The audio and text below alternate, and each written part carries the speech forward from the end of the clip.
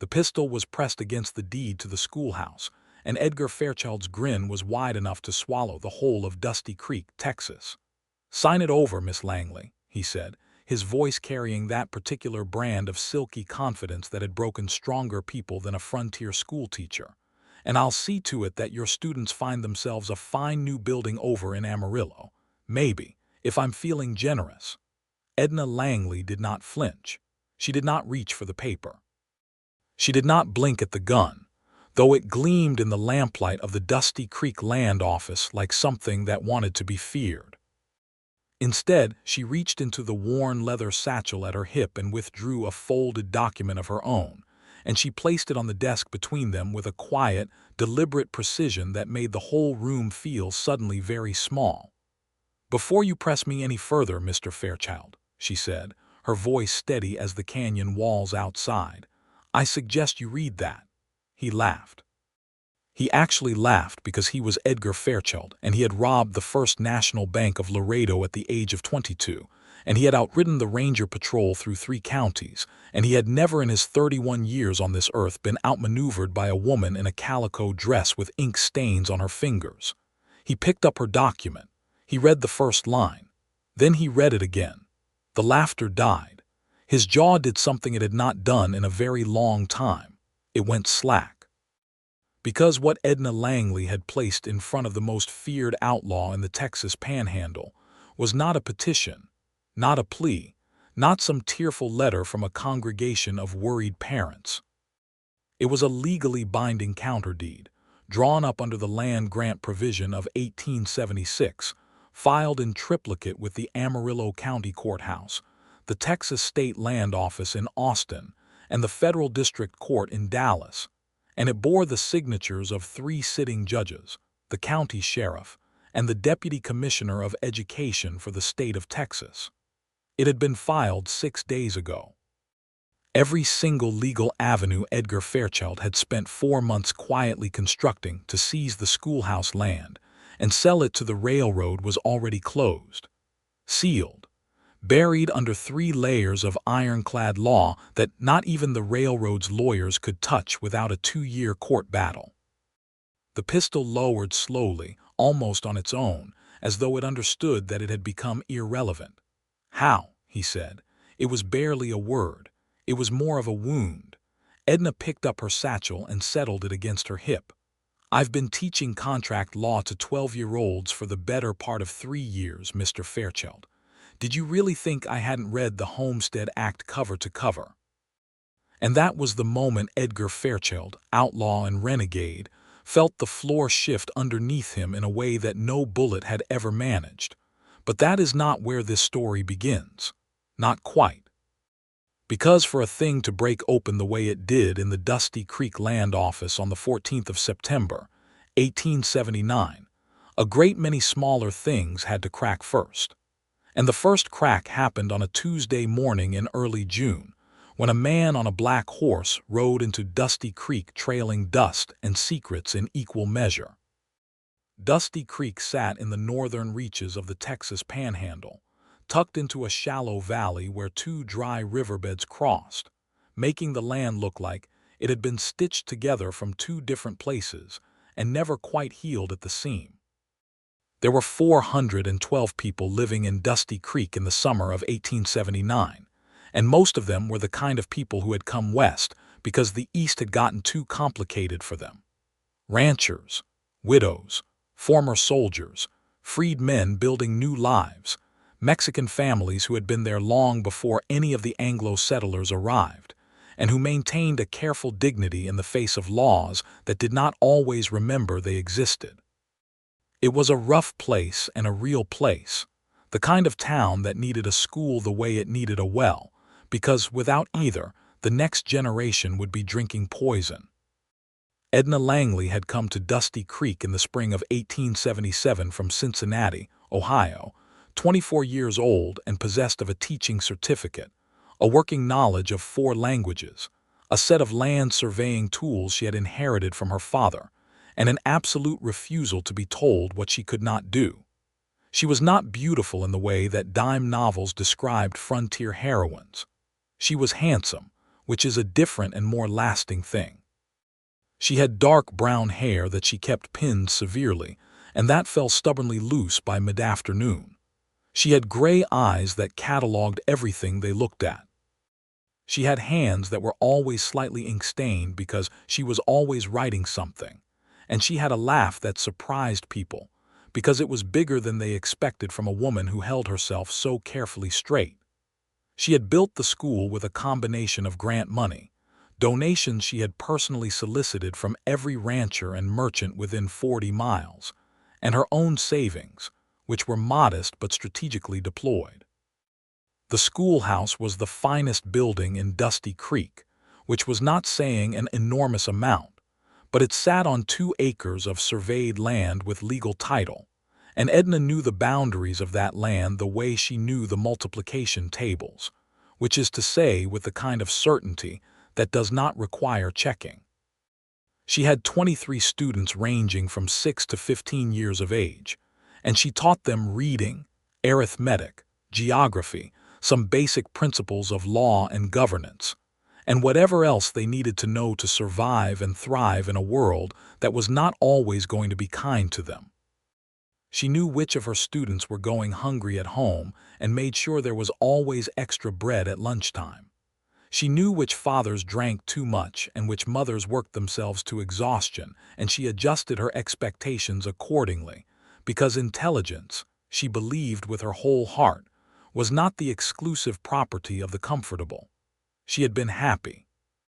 Not perfectly happy, because perfect happiness is a fiction, but genuinely, solidly happy in the way that comes from useful work and a sense of place.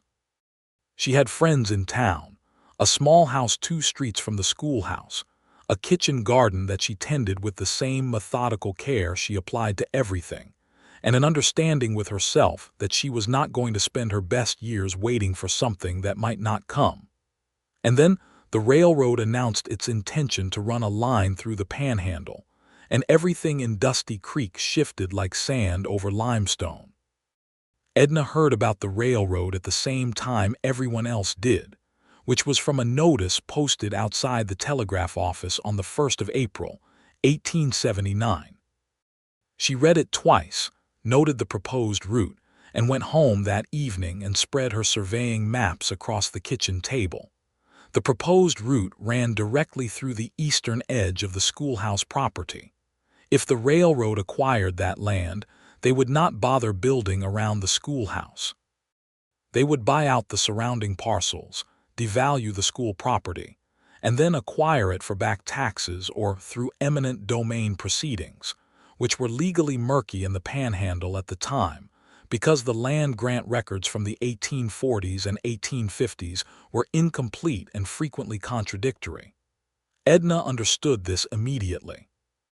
Most of the town did not, because most of the town was thinking about the jobs and the commerce that the railroad would bring, which was a reasonable thing to think about. The railroad was not inherently the enemy. The process by which it acquired land sometimes was. She went to see Sheriff Howard Cates the next morning and explained her concern. Howard Cates was a decent man who was very good at keeping order in a saloon fight and very bad at anything requiring sustained legal reasoning. He told her he would look into it. She could tell by the way he said it that he would not really, not with the kind of attention it required. She went to see Clement Dawes, the town's one lawyer, who told her the situation was complicated and that he would need a retainer of $60 to begin looking into it. Edna did not have $60 to spare. What she had was her surveying equipment, the land grant documents she had filed when she acquired the school property, and a very good memory for legal text. She began researching on her own. She wrote letters to Austin. She wrote to the Texas State Land Office requesting copies of the original survey records for the section. She wrote to the Federal District Court requesting copies of the Homestead Act provisions as applied in the Panhandle. She spent her evenings reading and her early mornings writing and her days teaching, and she did not tell anyone what she was doing, because she had learned early in her life that announcing your intentions before you had achieved them was an excellent way to have them undermined. This was the state of Dusty Creek in early June of 1879, when a man on a black horse rode in from the south and took a room at the Dusty Creek Hotel. He registered as Edward Fair. The hotel clerk, a nervous young man named Billy Marsh, noted that the man paid in cash, that he had 2 pistols and a rifle, and that his eyes were the color of old pewter and missed absolutely nothing. Billy mentioned this to his mother that evening, and his mother mentioned it to her neighbor, and within 24 hours the town had formed an opinion about the newcomer, which was that he was trouble of some specific but unidentified variety. Edgar Fairchild was, in fact, trouble of a very specific variety. He was a land broker for a man named Warren Collies, who was in turn a quiet intermediary for the South Texas and Pacific Railroad, and his job was to acquire the parcels the railroad needed through whatever means were most efficient. In practice, this meant he spent a great deal of time in county records offices and land grant archives looking for irregularities or disputes that could be exploited, and a certain amount of time applying pressure to individuals who were reluctant to sell. The pressure was usually financial. Occasionally it was social. Rarely but memorably it was physical, and the fact that Edgar Fairchild had never been arrested for any of the pressure he had applied was a testament to the gap between what can be proven and what is true. He was not, technically, a wanted man. He had never robbed a bank, which was the thought Edna had during their confrontation, and she had used the most dramatic version of the truth available to her in the moment, because she had understood that his confidence was partly a performance and that performances could be disrupted. The story of the Laredo robbery was a rumor that followed him, possibly because someone with his history of boundary crossing had allowed the rumor to persist because it was useful. But the core of what Edgar Fairchild was happened to be true in the ways that mattered. He was ruthless, he was intelligent, and he had never yet failed to acquire a property his employer wanted. He was also 31 years old, the son of a failed cattle rancher from the hill country, self-educated beyond what his origins might suggest, and carrying a weight of self-contempt that he had gotten very good at hiding under the polished surface of confidence and competence. He had started working for Warren Collies at 26 because it paid better than anything honest he could find, and because he had convinced himself that the moral questions could be postponed indefinitely. The postponement had lasted 5 years and was beginning to show signs of structural failure, though he had not yet fully acknowledged this. He spent his first week in Dusty Creek doing what he always did, which was making himself inconspicuously familiar with the town's social architecture. He ate at the diner on Main Street. He had a drink at the saloon most evenings, playing cards badly enough to lose small amounts but observing well enough to understand the local power dynamics. He spoke to the merchants, the ranchers who came in on market days, the hotel owner and the barber. He was charming without being memorable, interested without being intrusive, and he gathered information the way water finds cracks, quietly and with great thoroughness. He identified the schoolhouse property as the critical parcel by the end of his first week. The railroad's route required it. The land grant records had an ambiguity he thought he could exploit, a clerical error in the original 1877 filing that might, with the right legal argument, allow a challenge to the title. He wrote to Warren Collies outlining his plan. Collies wrote back approving it and authorizing him to retain a land lawyer in Amarillo to begin the challenge proceedings. It was during his second week in town that Edgar Fairchild first saw Edna Langley. She was coming out of the telegraph office with a sheaf of papers under her arm and an expression of focused concentration that suggested she was composing her next move in her head while simultaneously navigating the physical world. She was wearing a blue calico dress, and her hair was half fallen down, and she stepped around a horse tied to the hitching post without looking at it, the way you step around something you have already accounted for. She disappeared into the building 2 doors down, which turned out to be the land office. Edgar watched her from across the street, Something in the purposefulness of her movement caught his attention in a way that had nothing to do with the job. He asked Billy Marsh at the hotel who she was. Billy told him she was the schoolteacher, Miss Langley, and that she had built the school herself, or mostly herself, and that she was very well liked but also somewhat frightening in a way that Billy found difficult to articulate. Edgar noted the name and the location of the school and went back to his work.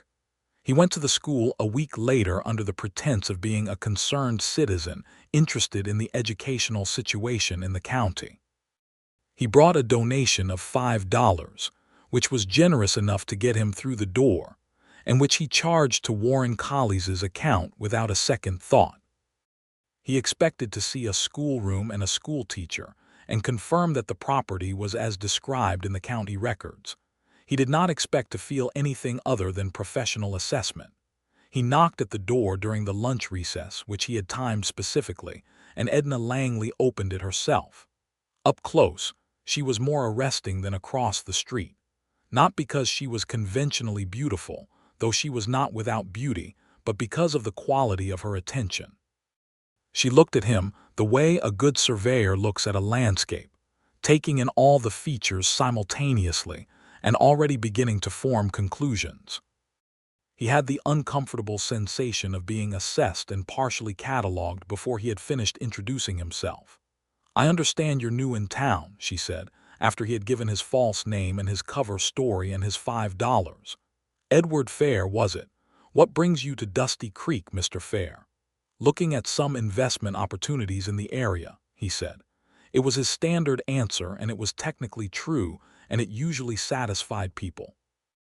Edna Langley regarded him for a moment with those gray eyes that seemed to see through soft wood and thin excuses. "What kind of investments?" she asked. "Land, mainly." "Whose land?" He smiled his most disarming smile. "Wherever there's opportunity." She did not smile back, but something shifted in her expression, some small internal click of recognition or decision, and she thanked him for the donation and showed him the schoolroom, which was bright and orderly and decorated with maps that she had drawn herself, precise and detailed and color-coded in ways that made Edgar stop in front of them with genuine interest. "You did these?" he asked. "I surveyed the county when I arrived," she said. "The existing maps were inaccurate. I needed accurate ones for the geography lessons." He looked at the maps for longer than his professional purpose required. They were exceptional.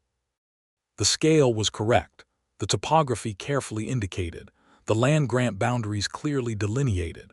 He recognized the kind of precision that required not just skill but a deep, systematic commitment to accuracy, and he found himself thinking that this was someone who would not miss details.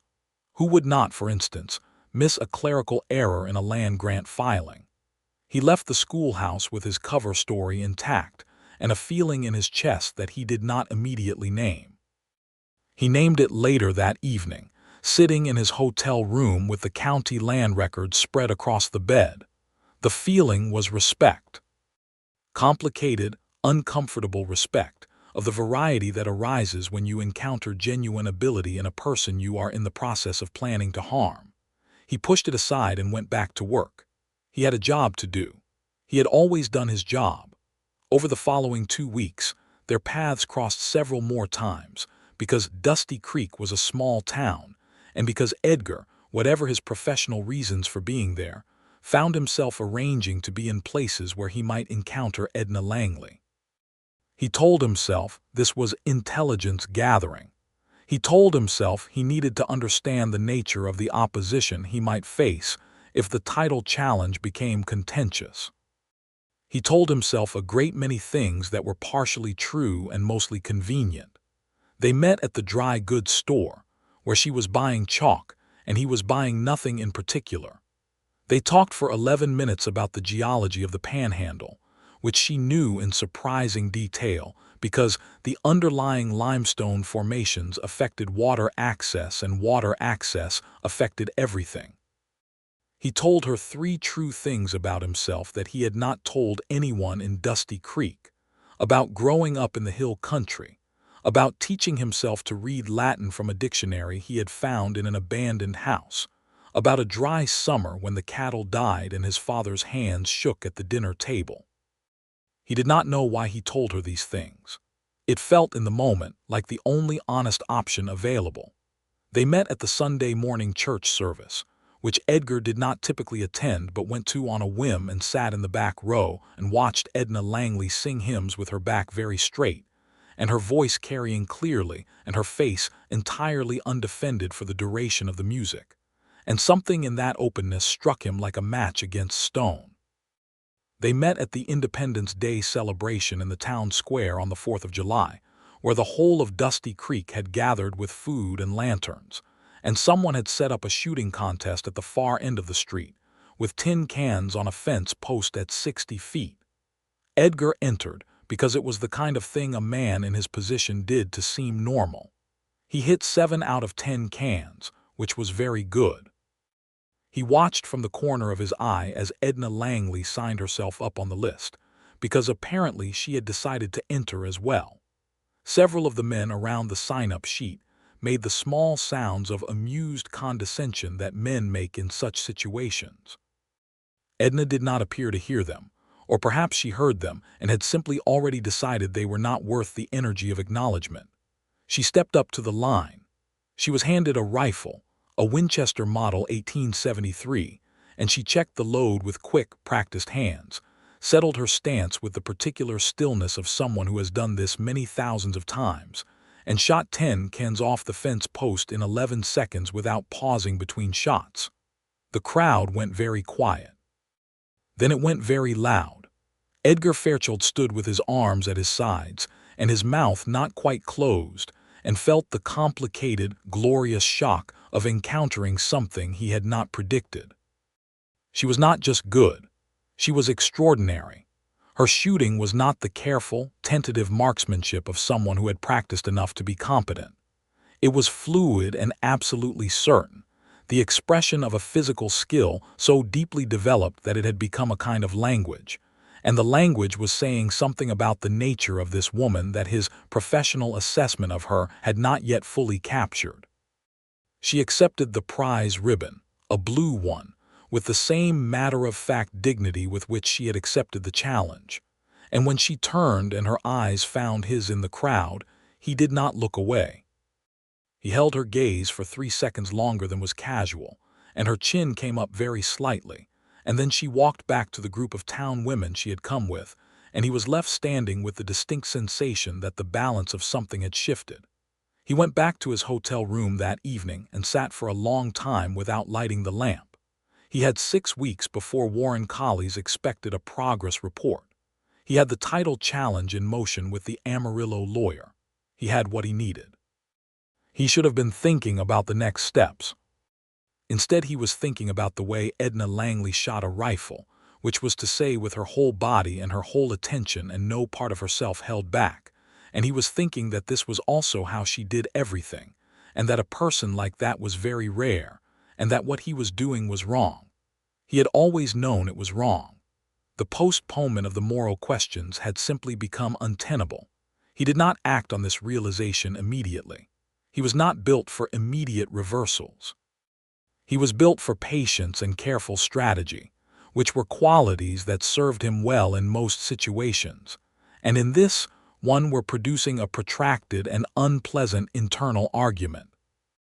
The argument continued through the middle of July and into August, during which time he saw Edna Langley regularly, and they developed something that neither of them had named but both of them felt, which was a friendship of the serious variety, the kind that is built from shared thinking rather than shared entertainment.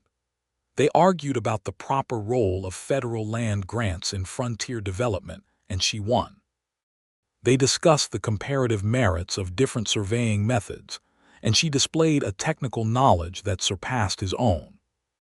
He told her things that were true about his past in the hill country, carefully edited to remove the parts he was ashamed of, and she told him things about Cincinnati and her father, a surveyor and a man of principle who had died of fever when she was 19 and left her with his tools and his example and not much else.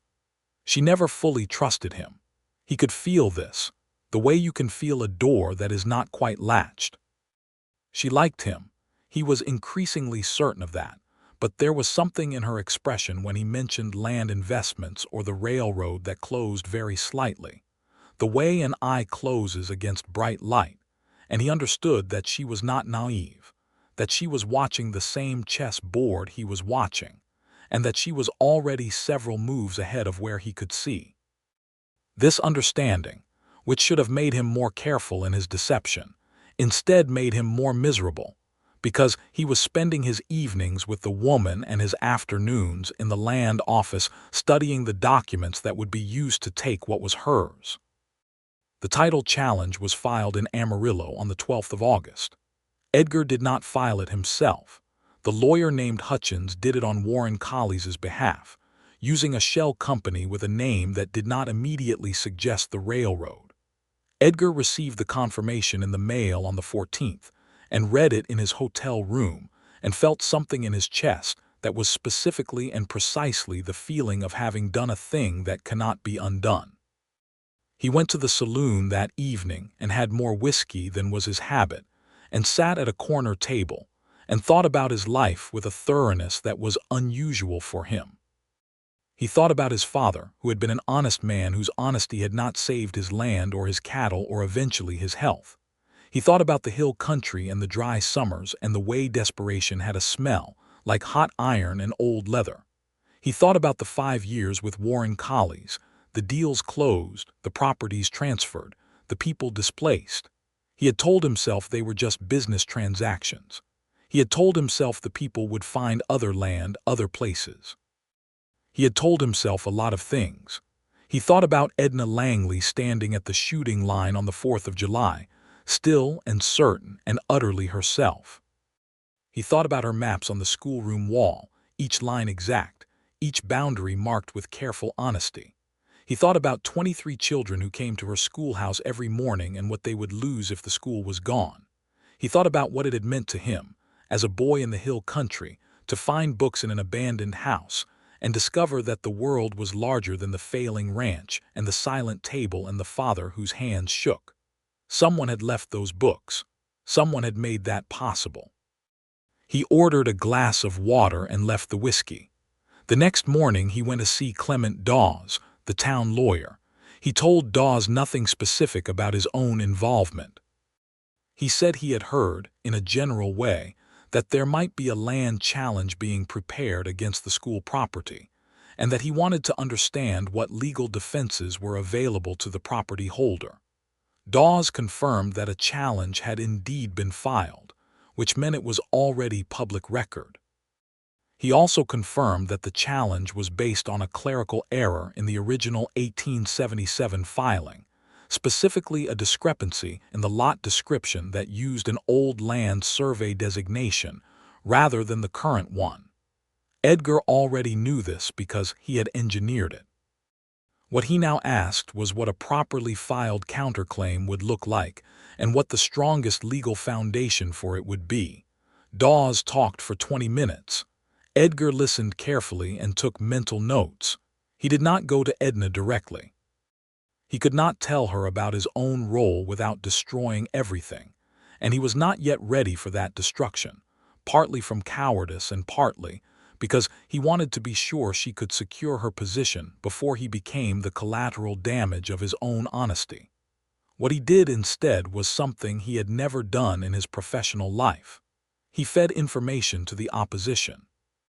He found reasons to mention, in passing conversation, the land grant provision of 1876 and how it had been used in similar cases in other Texas counties. He mentioned, in what he hoped was a casual way, that federal district courts had jurisdiction in cases involving original grant conflicts and that their decisions superseded county court challenges. He mentioned the Texas State Land Office and their recording process, and the value of having documentation filed in multiple jurisdictions simultaneously. He felt like a man feeding bread to birds from one hand while holding a net in the other and slowly, deliberately, dropping the net. Edna listened to these conversational breadcrumbs with those gray eyes that cataloged everything, and she said very little in response, which told him that she was already moving. already constructing, already ahead of him. He was right. She had received the confirmation of the title challenge from the Amarillo court on the 15th of August, the day after Edgar received his own copy, and she had understood immediately that she had approximately 6 weeks before the preliminary hearing. She had already been researching for 4 months. She now had a clear target. She worked with a controlled ferocity that she kept entirely invisible to the outside world because she knew, by instinct and by hard-won experience, that people with power underestimate women who appear to be going about their ordinary business. She kept teaching her classes. She kept tending her garden. She kept attending church and the Sunday socials and the weekly community meetings. And in every spare moment, in the early mornings and the late evenings, she wrote letters and studied documents and drew up legal arguments with the careful precision of someone who had learned to survey land, which is to say, with an absolute commitment to the accuracy of each point before moving to the next. She used the information that had been appearing in her conversations with Edward Fair. She knew they were not accidental. She did not know yet what his angle was, whether he was genuinely trying to help her or creating a different kind of trap, but the information was accurate. She verified it against her own research, and she used it without making any assumptions about his motives that she could not yet support. She wrote to Austin.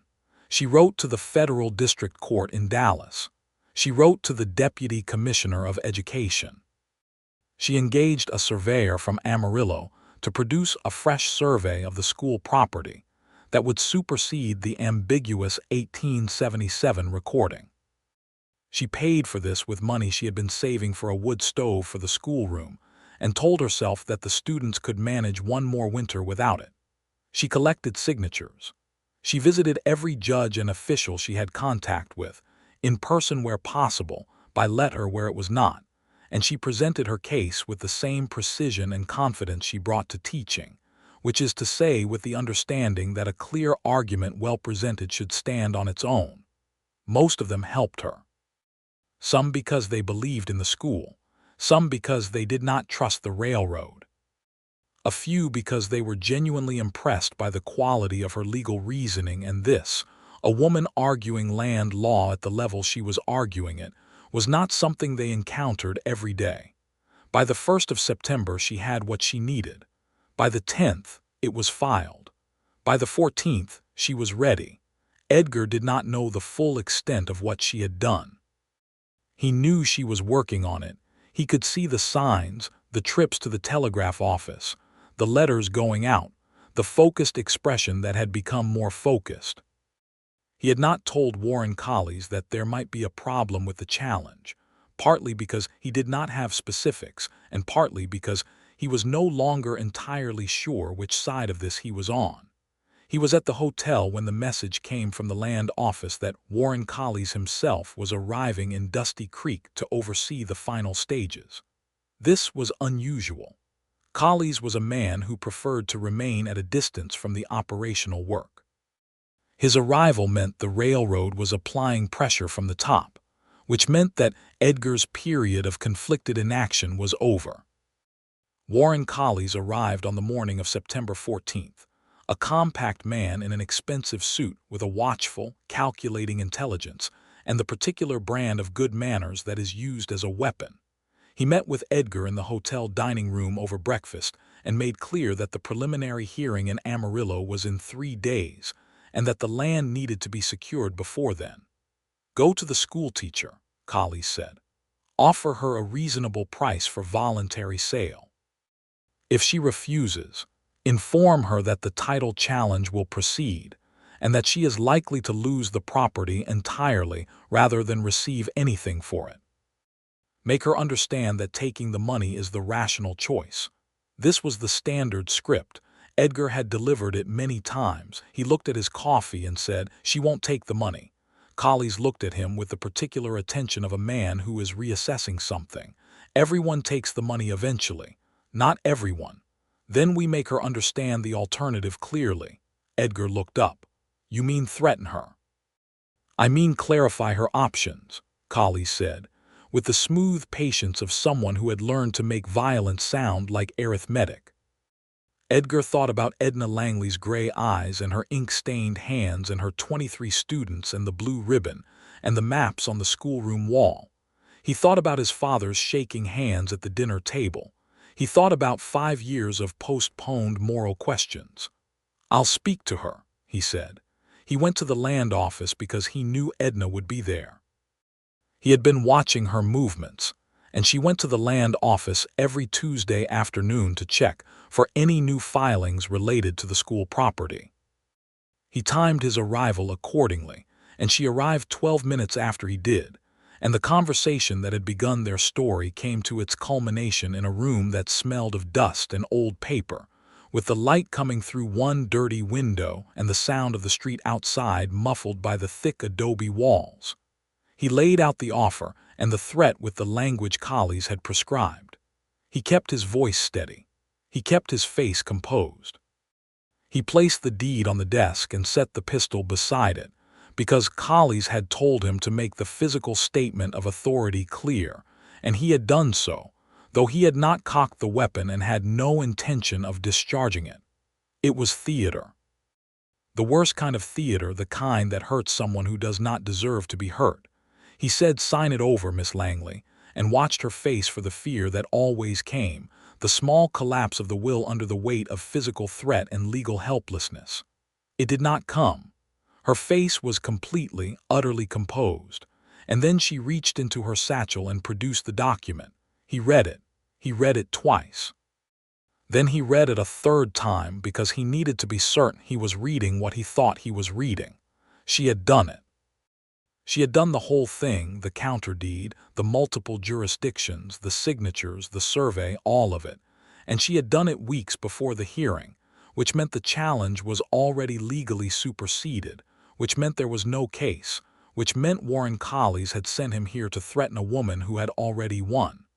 He set the document down very carefully. "How?" he said.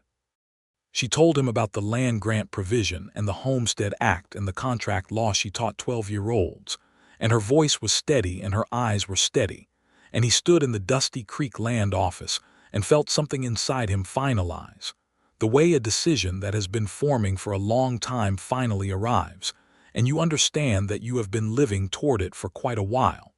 He picked up the pistol and tucked it back into his holster. He picked up Warren Collies' deed and folded it. He looked at Edna Langley for a long moment with an expression he was not trying to control, which was unusual for him and probably visible. "I owe you an explanation," he said. "My name is not Edward Fair." She held his gaze. "I know," she said. "It's Edgar Fairchild. You're the land broker Warren Collies sent to acquire the school property for the South Texas and Pacific Railroad." A pause. "The telegraph operator's sister works in the Amarillo County Records office. Information travels quickly when people are paying attention." He was not sure what he had expected. He had not expected this. But he found, even in the shock of it, that he was not surprised, because this was consistent with everything he had come to understand about Edna Langley, which was that she was always 3 steps ahead and never careless. "You knew," he said. "I suspected. I confirmed it 2 weeks ago. The conversations we had, the information about the legal provisions, you thought I was trying to help you." She regarded him steadily.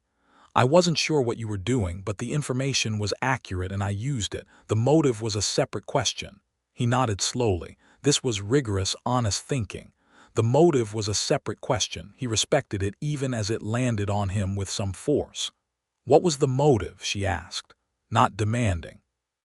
Just asking with the directness of someone who has earned the right to a direct question. He thought about lying out of habit and then discarded it out of something newer. "Guilt," he said. "And something else that took me longer to name." He paused. "You are the most capable person I have encountered in 5 years of this work, Miss Langley, possibly in my entire life, and what I was doing was wrong." The two things became impossible to hold separately after a while. The silence in the land office lasted several seconds. Outside, a horse moved along the street. Inside, the light through the dirty window fell across the desk and the folded deed and the space between them. "What are you going to do now?" she asked. "You have a report to make to Warren Collies." "I know what I'm going to tell Collies," he said. "I'm going to tell him the challenge is legally unwinnable and that his lawyers in Dallas have confirmed it. I'm going to recommend he look for an alternate route." He paused. "That part is actually true. There is an alternate route half a mile north. It costs more to grade, but it avoids about 4 contested parcels, including yours. I have the survey data. I've been sitting on it because it wasn't what Collies wanted to hear." Edna was quiet for a moment.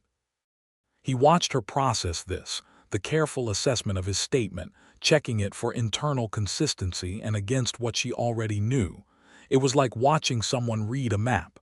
"Give me a copy of that survey data," she said. "Why?" "Because I'm going to make the same recommendation to the railroad's public liaison office in Austin," she said, "through the Education Commission, independently of whatever you tell Collies. That way the suggestion comes from 2 directions simultaneously and is harder to dismiss, and your company's lawyers cannot claim the northern route was never seriously considered." He stared at her. He was aware that his expression had done the thing it rarely did, which was to fully reflect what he was feeling. And what he was feeling was something that had been building since a Tuesday in June on a street in Dusty Creek when a woman walked around a horse without looking and disappeared into the land office. He was feeling it now with a clarity that was almost alarming, the way sudden clarity often is. "You're protecting my position," he said, "within the company." "I'm protecting my school," she said. "Your position within your company is a secondary benefit."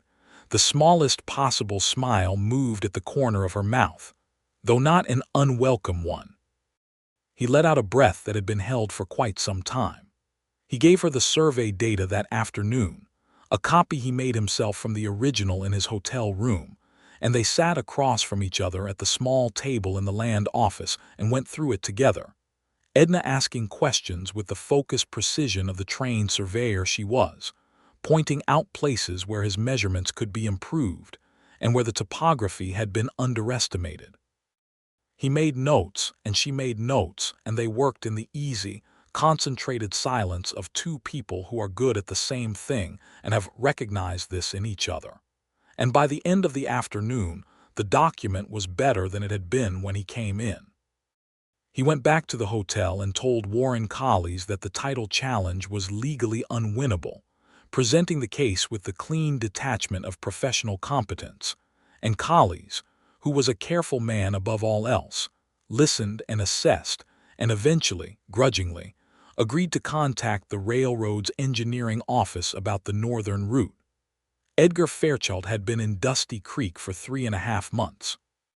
He had come to take something, and he was leaving with something taken from him instead, which was the ability to continue pretending that the work he was doing was morally neutral. He stayed for 2 weeks after Collies left, because he had not yet figured out what came next, and because he could not make himself get on his horse and ride south when Edna Langley was here, and the question of his own future was still unresolved. He talked to her about this, haltingly and with less composure than he was used to. They were walking along the dry riverbed east of town one evening in late September, the sky going orange and the air beginning to have the edge that comes with October in the Panhandle. "I don't know what I do now," he said. "That's an honest statement, which is something I've been trying to make more of recently." Edna walked with her hands clasped behind her back, the way she walked when she was thinking. "What do you want to do?" "I don't know. I know what I don't want to do, which is more than I knew 3 months ago." "That's a start," she said. "What skills do you have besides acquiring land for people who want to take it from other people?" He laughed, which surprised him. "I know land law. I know surveying, though not as well as you do. I know how to read a contract and find its weaknesses." A pause. "I know the terrain of the Panhandle very well at this point. The county surveyor position in Dusty Creek has been vacant for 18 months, she said. The county cannot conduct accurate property assessments without it.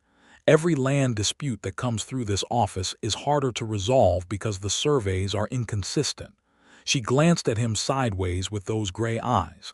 The salary is modest. Is this a suggestion or a job offer? It's an observation, she said. What you do with it is your business."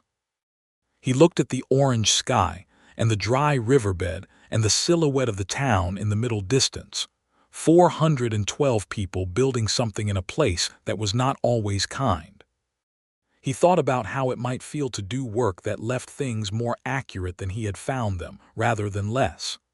"I'd need to study for the certification examination," he said. "I've been known to tutor people," she said. The corner of his mouth moved. "I know you have. I've seen your results." They walked back to town as the stars came out over the Panhandle, which happened suddenly and completely, the way significant things tend to do. And Edgar Fairchild thought that if this was what it felt like to tell the truth and face the consequences, he had waited an unreasonably long time to try it. He applied for the county surveyor position in the first week of October. He submitted his application along with a portfolio of survey work he had done over the previous 5 years, most of it professional grade, though none of it done for purposes he was proud of, and references from 2 county officials in other Texas counties who knew his technical work separate from his work for collies. He also submitted, somewhat to his own surprise, a letter of character reference signed by Edna Langley. She had not offered to write it.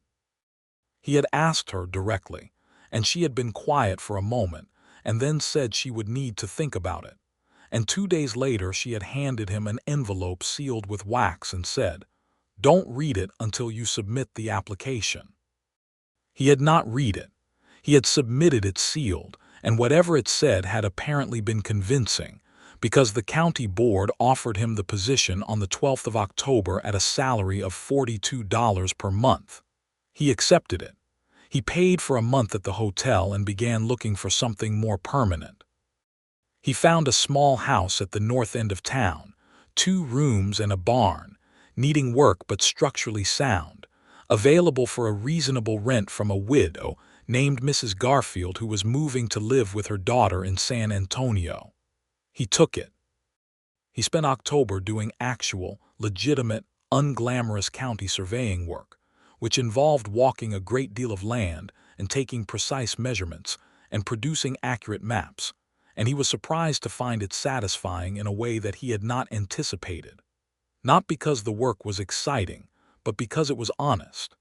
Each measurement taken correctly was a small, specific contribution to the accuracy of the world, and that mattered to him more than he had realized it would. He saw Edna regularly, because the town was small, and because they were both the kind of people who took their work seriously, and sometimes needed to compare notes with someone who took theirs equally seriously.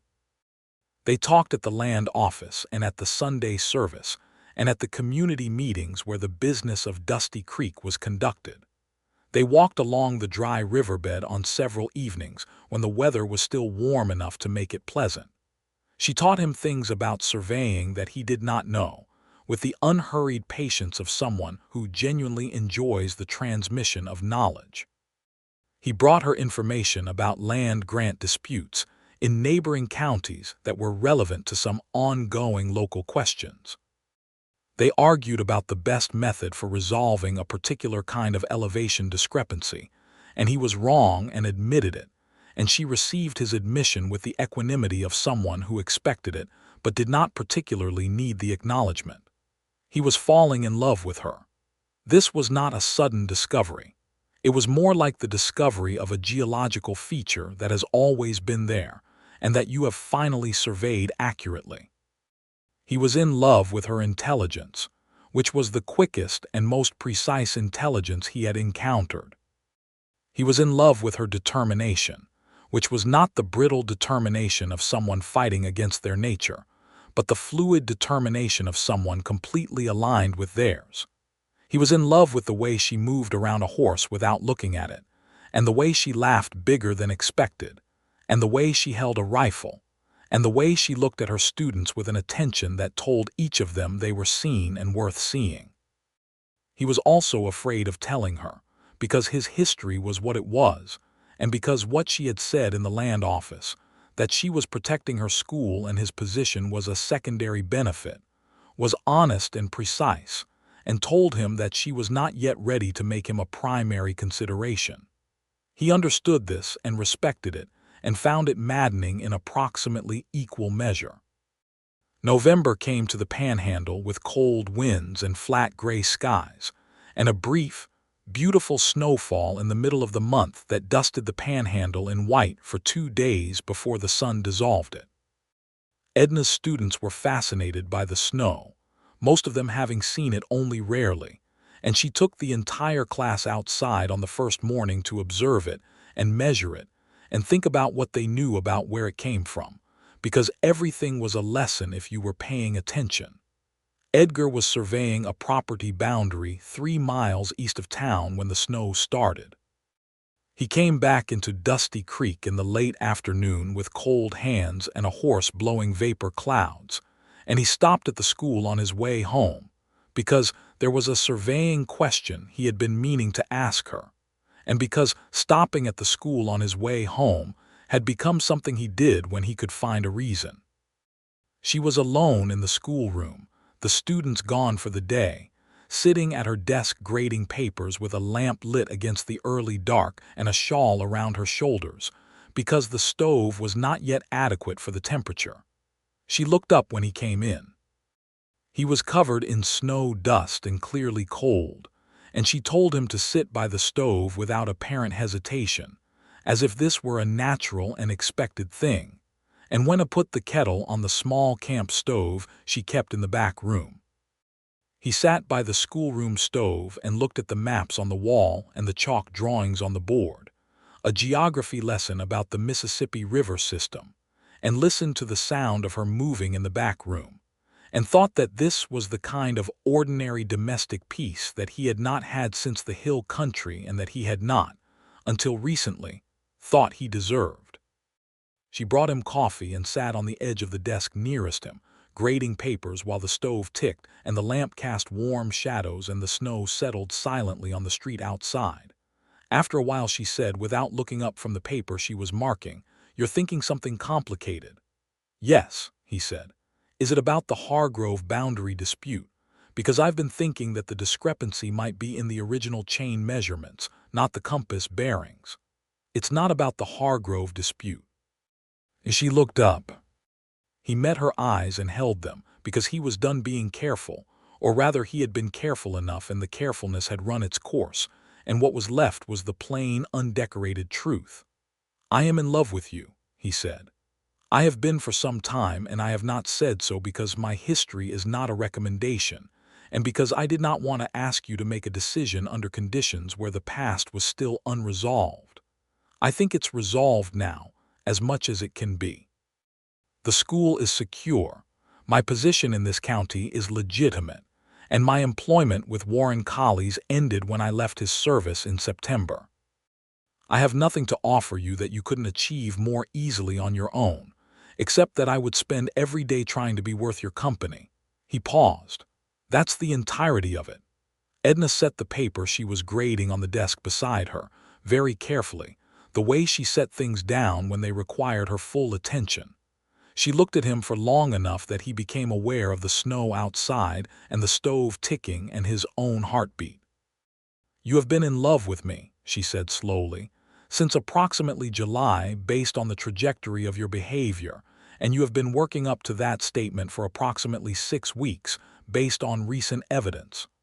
"Approximately, yes." "Someone with your history of calculated presentation, that was a remarkably unguarded statement." "I've been working on being less calculated." "I know," she said. "I've been watching." She was quiet for another moment, and her gray eyes had the expression he had learned to associate with a decision being finalized. "I am not easy to love, Edgar. I am particular and stubborn, and I am very attached to my work and my independence, and I am not going to become someone who isn't those things." "I'm not asking you to." "Good." She picked up her pen and then set it down again. "I have also had feelings that I have been assessing for some time. I wanted to be sure they were based on what I actually know of you rather than what I imagined, which required time and observation." Another pause, and her voice when she continued was quieter and more careful than usual, as if the words were something she was handing over rather than stating. "They are based on what I actually know of you, which is more than you might think." He understood this to mean what it meant, and he felt it in his chest the way you feel a thing that has been true for a while and has now been said. He did not reach for her hand or make any dramatic gesture. He simply said, "Tell me what you know of me then. I'd like to hear it." And she told him. She told him about the hill country boy who taught himself Latin, and who had come west with a conscience he had been trying to outrun, and had not quite managed to. She told him about the man who had sat across from her in the land office in late September and worked to improve a survey document that could have been good enough and had made it better instead, because he was incapable of leaving accurate work undone even when no one required it of him. She told him about the man she had watched become someone in 3 months that she was not sure he had been before, not completely, and that she thought this was perhaps the most hopeful thing she had seen in a long time, a person choosing to become more accurately themselves. He listened to all of it with the particular quality of attention he had learned from her, the kind that takes in everything and does not hurry, and when she was finished he said, "That's a generous assessment of someone who came here to take your school." "It's an accurate assessment," she said. "I don't do generous where accurate is available." He laughed fully and completely, the way you laugh when something strikes you as precisely right, and she smiled, the large unexpected smile that he had been thinking about for months, and the cold November dark outside the schoolhouse window was absolutely irrelevant. He asked if he could call on her, formally and intentionally, and she said yes, and the formality of it suited them both, because they were both people who took things seriously and treated them with appropriate ceremony. He called on her on Saturday evenings through November and December, and they had supper and talked and argued, and she beat him at chess 4 times before he adjusted his approach and began actually threatening her in the endgame, and she approved of this development. He met her neighbors and her friends and the parents of her students, and he was assessed by all of them with the thorough attention that a frontier community gives to a newcomer who is courting someone it has decided to be protective of. He was found, generally, to be acceptable, with some reservations that the residents of Dusty Creek held in reserve against future evidence. He told her about Warren Colley's Fully in December, sitting by the stove in her small house with the wind outside and the lamp between them. He told her everything about the 5 years, the deals, the properties, the pressure applied to people who deserved better. He left nothing out and made no excuses. She listened all the way through without interrupting, which was an act of respect he felt as such, and when he was finished she asked 2 questions, both precise, both requiring him to be more specific about things he had been general about. He was more specific. "Is there anything in your history that would prevent you from holding the county surveyor position legally?" she asked. "No. I've never been charged with any crime. Is there anything that might come back into your life from that time, Colley's or others?" "Colley's has moved on to other projects.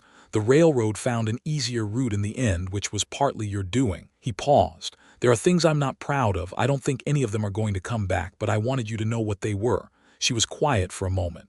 "I appreciate that," she said. "It matters." "Does it change things?" She looked at the fire. "No. What you have done here since September is part of the same record. I take the whole record." He had nothing to say to this that would not be less than it deserved, so he said nothing, and she reached across the small table and put her hand briefly over his, a gesture that was small and precise and completely characteristic of her, and entirely sufficient. He proposed in January of 1880, at the dry riverbed east of town on an afternoon when the air was cold and clear, and the sky was the particular deep blue of a Texas winter. He had a ring, a simple one, a band of silver he had found in a jewelry shop in Amarillo during a county business trip, because she was not a woman who wanted ornamentation, but she might want the thing that the ring signified. He had thought carefully about how to say it and then decided that the careful thought was getting in the way and that the most honest approach was simply the direct one.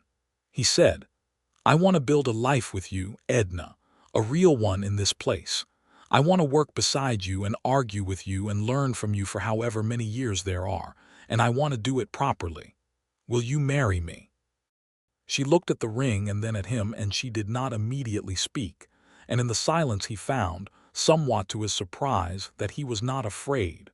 Whatever she said, he knew exactly where he stood and what he was asking and why, and that clarity was its own kind of steadiness. "Yes," she said. Straightforwardly and without reservation, yes. He put the ring on her finger, and she examined it with the attention she gave to all precise objects, and declared it well made, which was the particular form of approval that meant the most from her. He kissed her in the cold January air above the dry riverbed, and felt the full, uncomplicated weight of something genuinely good beginning. They married in March of 1880, at the Dusty Creek Church, on a clear Saturday morning when the first spring warmth was edging back into the Panhandle, and the whole of the town came out to see it. The ceremony was simple because they were both people who found excess embarrassing, and the celebration afterward was loud and generous, because the town had decided this was an occasion worth celebrating. Edna wore a dress of deep blue wool that she had made herself, practical and elegant, and she kept her hair pinned with her usual severity right up until the point that Edgar, standing at the altar, reached up and adjusted a pin that was coming loose with such easy naturalness that half the congregation exhaled softly in unison. They moved into his house at the north end of town, which was larger than her old house, and which she spent the first 6 months reorganizing and improving with the focused energy she applied to any environment she intended to inhabit seriously. She kept the school. He kept the surveying position. They were both, in this arrangement, exactly themselves. Sheriff Howard Cates retired in the summer of 1880, and the county board asked Edgar if he would consider standing for the position.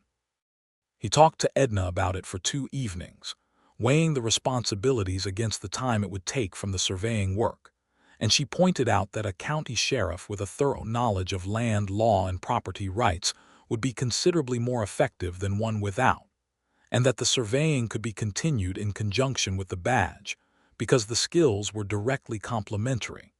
He stood for election in November 1880 and won by 43 votes, which in Dusty Creek was a comfortable margin.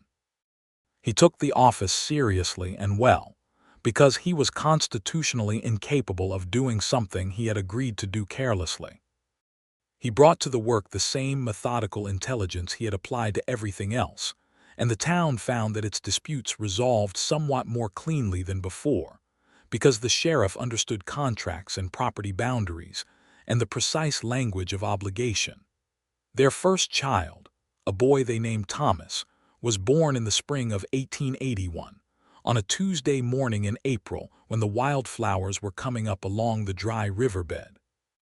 Thomas arrived with a full head of dark hair, and what Edna described as a very specific and purposeful cry, as if he already had a great deal he intended to communicate.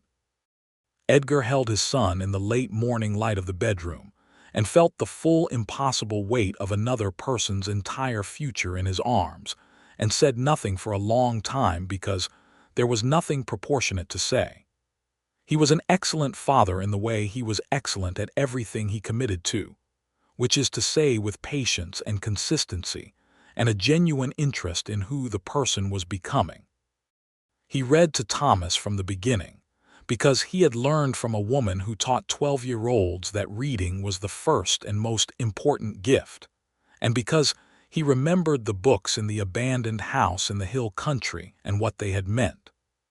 Edna took 6 weeks from teaching after Thomas's birth, which was 6 weeks more than she had originally planned, and 6 weeks fewer than Edgar had hoped, and she returned to the schoolhouse with Thomas in a basket in the corner of the room, which her students received as a development of great interest, and which Thomas appeared to enjoy, sleeping through most of the lessons and waking for the music.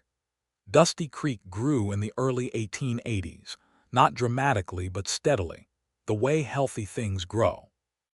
The railroad came through on the northern route in 1881, as Edgar had surveyed and proposed, and it brought commerce and people, and several problems that the town had not anticipated and which required careful navigation. The freed black community that had established itself on the eastern edge of town found the railroad both an opportunity and a source of new tension, as workers and settlers arrived with a range of attitudes toward their neighbors, and Edgar as sheriff found himself called to make judgments that required him to be very clear about what the law said and what justice required, which were not always the same thing. He made some of these judgments well and some imperfectly, and he took Edna's counsel seriously in all of them, because her clarity of principle in these matters was sharper than his and he knew it. The school expanded in 1882 when Edna successfully applied to the Texas Education Commission for a grant to build a second classroom and hire an assistant teacher. The process of securing the grant took 8 months and required the same combination of meticulous documentation and relentless follow-through that had secured the school's legal title 3 years earlier.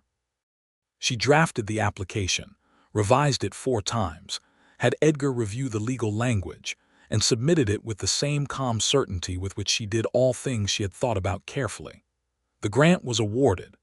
Their second child, a girl they named Clara, arrived in the autumn of 1883, 3 years after Thomas.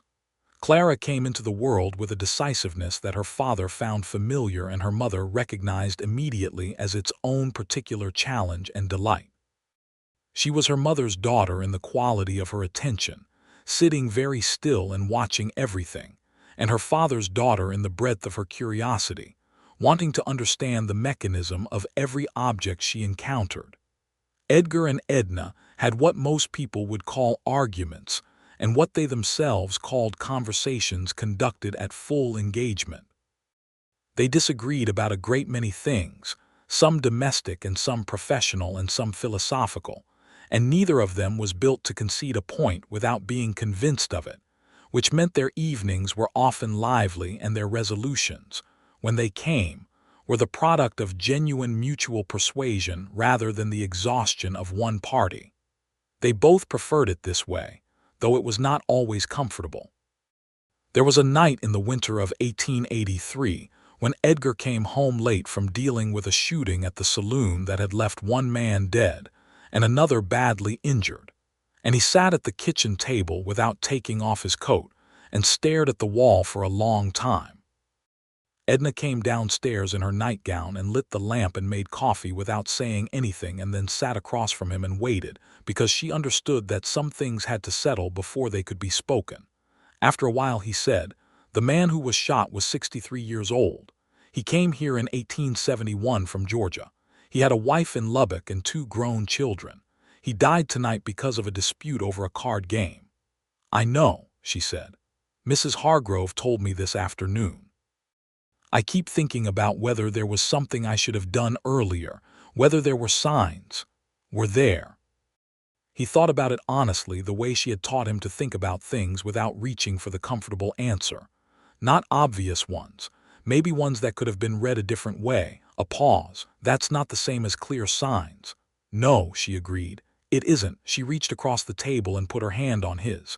"You cannot prevent every injury. You can only do what's available to you at each moment. You sound very certain of that." "I am certain of it," she said. "It took me some time to learn it, but I am certain." He turned his hand under hers and held on for a moment. "How did you learn it?"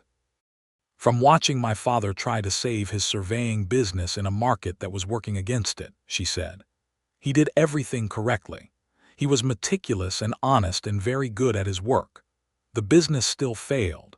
He made his peace with it, eventually. He said he could either take responsibility for things that were not in his control, which would hollow him out, or he could be completely responsible for what was in his control and let the rest go." Edgar was quiet for a while, holding her hand in both of his in the lamplight. "He sounds like someone I would have liked to know." "He would have liked you," she said. He appreciated people who did their work with real attention. It was the thing he cared about most. They sat in the kitchen for another hour before going up to bed, talking sometimes and sometimes just sitting in the comfortable quiet that had grown between them over 4 years, the kind of quiet that is not the absence of communication, but its most settled form. Thomas started school in 1886, in his mother's classroom, which created a dynamic that was interesting for both of them, because he was a boy who had grown up in a house full of learning, and who was consequently somewhat ahead of the curriculum. And Edna handled this with the same pragmatic care she gave to all her students of varying preparation, advancing him where his competence warranted and connecting him with peers where the social development mattered more than the academic pace. Edgar watched this from a distance with the particular parental pleasure of seeing your child recognized accurately by someone who knows them well, who happened in this case to be the same person. In the spring of 1887, a man came to Dusty Creek who turned out to be a former associate of Warren Colley's, a man named Dermot Pryor, who was doing similar land acquisition work for a different railroad line, and who arrived in town trailing the same kind of smooth competence that Edgar recognized with an almost physical, visceral recognition. He went to see Pryor at the hotel within 2 days of the man's arrival, in his capacity as county sheriff, and had a direct conversation that was not unfriendly, but left absolutely no ambiguity about the quality of legal scrutiny that any acquisition work in this county would receive. He also sent a letter to Edna's contact at the Texas Education Commission and to the county judge in Amarillo, copying them on his observations. Pryor was in Dusty Creek for 11 days and left without acquiring anything. Edna heard about the conversation from Mrs. Hargrove, who heard it from the hotel clerk, who had heard bits of it through the thin wall. She found Edgar in his office that afternoon and stood in the doorway with her arms crossed and said, "Thank you." He looked up from the papers on his desk. "For what?"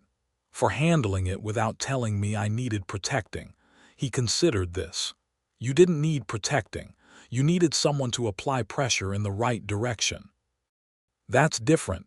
"Yes," she said, "it is." She uncrossed her arms. "Come to supper. I made the chili with the dried peppers from last summer." He put down his papers and got his hat. The Texas Panhandle continued to change through the late 1880s. The cattle drives were changing. The range was being fenced. The big open territories were becoming ranches with legal boundaries, which meant more work for a county surveyor and more disputes for a county sheriff, both of which Edgar handled with the steady competence that had become his reputation. He was re-elected sheriff in 1884 and again in 1888 by increasingly comfortable margins. Edna's school grew to 3 classrooms by 1889, and she was training 2 assistant teachers by then, young women she had recruited from the normal schools in Austin and Huntsville, with the same directness and thoroughness she brought to every project. She was working on a proposal to the state legislature for a county library, which required a different kind of political navigation than the educational grants, and she was learning it with the same systematic patience with which she had learned contract law and land grant provisions, and everything else she had ever needed to know. Their children grew. Thomas at 8 was serious and precise, and deeply interested in mathematics, which his father did not find surprising.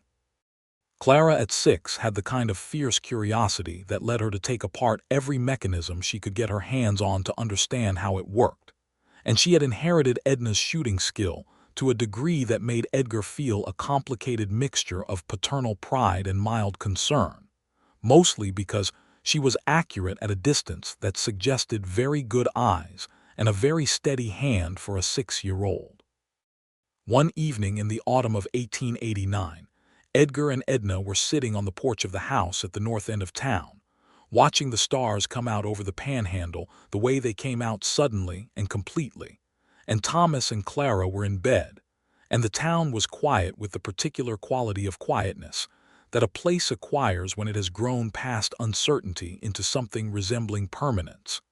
Edna said, "Do you remember the land office in September of 1879? Yes, he said, with considerable clarity. I think about it sometimes.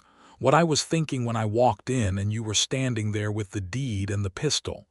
What were you thinking?" She was quiet for a moment. "I was thinking that you were either very confident or very afraid, and that I could not yet determine which, and that either way I had what I needed and it was going to be fine." A pause.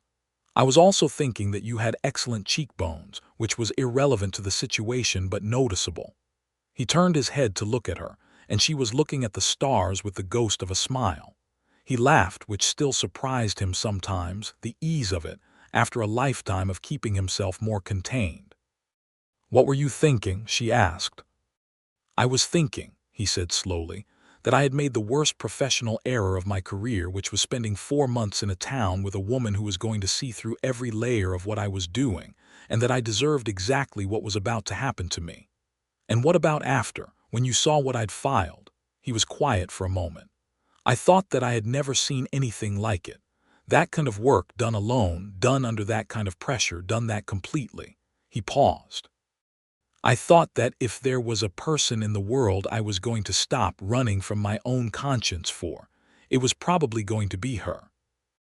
Edna turned her head and looked at him with the gray eyes that still catalogued everything they looked at. "That's a very good answer," she said. "It's the true one." She reached over and took his hand, the way she did sometimes in the evenings on the porch, not for any reason except that it was what she wanted to do, and they sat in the autumn night with the stars coming out in their sudden Panhandle completeness, and the house warm behind them and the children asleep upstairs, and the town settled and breathing around them, and neither of them felt the need to say anything more for a while, because everything that needed to be said had been said. Across 10 years and 2 children, and a marriage built from argument and precision and genuine respect and love that had begun in a confrontation, and survived it and grown into something that neither of them would have been able to predict in the land office in September of 1879, but that both of them, each in their own way, had been moving toward. In the spring of 1890, Edna's proposal for a county library was approved by the state legislature, contingent on the county raising matching funds of $500. She organized the fundraising with the efficiency that had by now become Dusty Creek's collective expectation of her, and the money was raised in 8 weeks from donations across the county, including $20 from former Sheriff Howard Cates in Amarillo, and, somewhat unexpectedly, a contribution of $50 that arrived by mail from an address in San Antonio that turned out, when Edgar looked it up, to be associated with Warren Collies's former company. Though the money was sent under a different name and with no accompanying note, Edgar showed Edna the envelope. She looked at it for a moment and then set it in the contribution ledger under miscellaneous and said nothing else about it.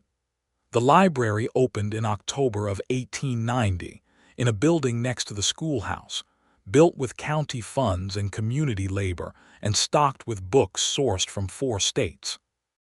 Edna gave a speech at the opening that was brief and precise, and said, among other things, that a library in a frontier town was not a luxury, but a refusal to accept that geography was destiny, and that every book on its shelves was evidence that the distance from an idea was only ever as far as the reading of it. Edgar stood at the back of the crowd and watched his wife give this speech and felt the full accumulated weight of 10 years of knowing her, which was not a burden but its opposite, the kind of weight that gives you ballast, that keeps you upright in the weather. Thomas, standing beside his father, said quietly, "She's very good at this." "She's very good at everything," Edgar said. Thomas thought about this with the serious precision of a 9-year-old. "Are you good at things?" "I'm getting there," his father said. A third child came in the summer of 1892, a boy they named James after Edna's father, which was her idea, and which Edgar agreed to without any negotiation, because he understood what the name meant and knew there was no other appropriate choice. James arrived with the relaxed quality of a third child who has two older siblings already doing the work of being interesting. And he was from his first weeks a cheerful, social, pragmatic individual who seemed to have absorbed some attribute from each parent and combined them into something entirely his own. Edgar retired from the sheriff's office in 1896 after 3 terms, when the county had grown large enough to require more administrative work than he wanted to do, and when the surveying practice had expanded to where it could support a real business with 2 junior surveyors working under him. He trained those surveyors with the same thoroughness Edna had demonstrated to him, not just the technical skills, but the underlying commitment to accuracy as a form of honesty, because measurements that are wrong do harm in ways that are not always immediately visible. Edna kept teaching into the 1890s and continued to be involved in the school's governance even as it grew beyond a one-woman operation, because she had built the institution and understood its foundations, and was not prepared to watch them be compromised by the gradual dilution of standards that sometimes accompanied growth. She fought for the things that mattered with the same strategic clarity and legal precision she had always brought to the fight, and she won more often than not. And when she lost, she made precise notes about why and adjusted for the next attempt. They were in their late 40s in the last years of the century, and the Panhandle had changed enormously from the place they had arrived in separately and met in a confrontation over a deed. The fences were up. The dry riverbeds had been dammed in several places. The wildflowers still came up in the spring. The stars still came out suddenly and completely. Thomas was in Austin by then, working for the state education office, which his mother had navigated him toward with a combination of honest counsel about his skills and strategic use of every contact she had accumulated over 20 years. He was good at the work and wrote long, detailed letters home that his father read with pleasure and his mother answered, with the thoroughness of a teacher who takes her student's progress seriously, even after the student has grown. Clara was in Amarillo, where she had done something that surprised everyone except her parents, which was to qualify as one of the first women surveyors in the state of Texas, presenting herself to the certification board with documentation of her training, her own survey work portfolio, and a letter from her father that described her technical competence with a precision that left no room for the board's doubts to find purchase. She had her mother's legal thoroughness and her father's technical skill and her own fierce determination, and she was doing very fine work. James was still in Dusty Creek in the late 1890s, working in the mercantile business with an aptitude for trade and commerce that seemed to have emerged from some combination of his parents' characteristics that neither could quite account for. Edgar and Edna sat on the porch in the autumn evenings as they always had, and they argued about things with the same full engagement, and she still beat him at chess more often than not, and he had learned enough of her style over 20 years to occasionally threaten her endgame, and she approved of this. He had a habit, by the end of the century, of waking early and sitting at the kitchen table before the house woke up and thinking about how things had gone, which was a form of accounting he had developed in place of the moral postponement that had characterized his first 30 years. The accounting was generally favorable, not perfectly so, because honesty required acknowledging the places where he had done less well, but on the whole it showed a life that had been lived with increasing accuracy, which was the thing he had learned from Edna to value above almost everything else. He thought about the land office in September of 1879. He thought about a woman with ink-stained hands and gray eyes who had placed a document on a desk with quiet, deliberate precision and dismantled everything he had been building for 4 months. He thought about the man he had been in that moment, and the slow, uncertain, sometimes painful process of becoming someone different, someone he could recognize without the comfortable distance of self-deception.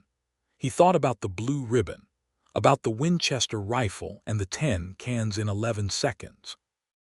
about chess in the evenings and arguments about surveying methods, and a hand placed briefly over his on a kitchen table in a cold November, about the weight of Thomas in the April light, about Clara's eyes, which had her mother's precision in them from the beginning, about James sleeping through the geography lessons in the basket in the corner of the schoolroom. He thought about this life that had been built on the ruins of a deception, which was perhaps the most honest foundation a life could have, because there was nothing false underneath it, only the clear record of two people deciding to tell the truth and build from there. On the first morning of the new century, January 1, 1900, Edgar Fairchild was sitting at the kitchen table in the pre-dawn dark when Edna came downstairs in her nightgown and lit the lamp and sat across from him, the way she had done on cold nights for 20 years. "New century," he said. "So the calendar indicates," she said. "Any thoughts?" She folded her hands on the table and considered. "I think we should get the east fence on the school property properly resurveyed this spring. The old markers are unreliable." A pause. "And I think Clara should be made a full partner in the surveying business. She's been doing the work of one for 2 years." "I've been thinking the same thing about Clara," he said. "I'll write to her this week. Do it properly, draw up the partnership documents. You'll want to review them." "Of course I will." He reached across the table and covered her hands with his. She looked at him over the lamp, her gray eyes with their full, cataloging attention, and 20 years of knowing what that attention meant made the morning feel very full. "Happy New Century, Edna," he said.